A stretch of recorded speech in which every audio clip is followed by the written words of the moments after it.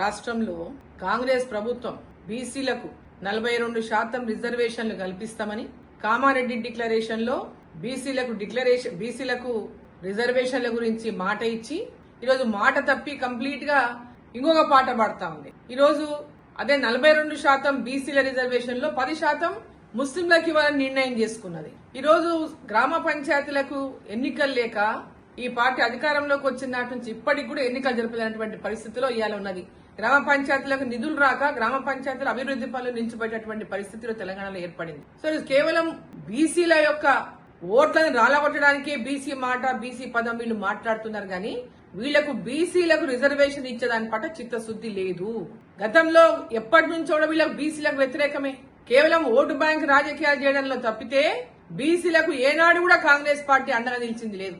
ఇవాళ ఢిల్లీలో వచ్చి ధర్నాలు చేస్తాం, అది చేస్తాం, ఇదేదో భారతీయ జనతా పార్టీ మీద నెపం నెట్టని ఇంకా డ్రామా చేస్తే తెలంగాణ ప్రజలు గాని తెలంగాణ బీసీలు గాని అమాయకులు ఎవరు లేరు. ఇక్కడ కేవలం ప్రజలని మోసం చేయడమే లక్ష్యంగా పెట్టుకున్నది ఇవాళ కాంగ్రెస్ పార్టీ.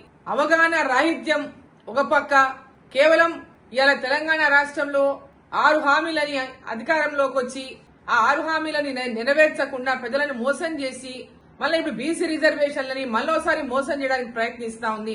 స్థానిక సంస్థల్లో గెలుపు మీద నమ్మకం లేక ప్రజల విశ్వాసాన్ని కోల్పోయినటువంటి కాంగ్రెస్ పార్టీ ఇదేదో రిజర్వేషన్లు వాళ్ళు చేయదలుచుకున్నట్టు, భారతీయ జనతా పార్టీ అడ్డుకుంటున్నట్టు ఈ డ్రామాలన్నీ కట్టిపెట్టి మీరు ఎంబడే ఎన్నికలు జరపండి, ఎంబడే మీరు ఇచ్చిన మాటను నిలబెట్టుకోండి, అంతేగాని భారతీయ జనతా పార్టీ మీద నెపం నెట్టడం గాని తప్పించుకునేటువంటి ప్రయత్నం చేస్తే తెలంగాణ బీసీలంతా కూడా మీరు చేసినటువంటి ఈ యొక్క ద్రోహం ఏదైతే ఉందో, ఏదైతే మోసం ఏదైతే ఉందో ప్రతి ఒక్క బీసీ కూడా గమనిస్తామని తెలియజేస్తాను. మీకు చిత్తశుద్ధి ఉంటే ఎంబడే ఎన్నికలు, స్థానిక సంస్థలకు ఎన్నికలు పెట్టండి. మీరు ఇచ్చిన మాట ప్రకారం 42% రిజర్వేషన్ బీసీలకు ఇవ్వండి.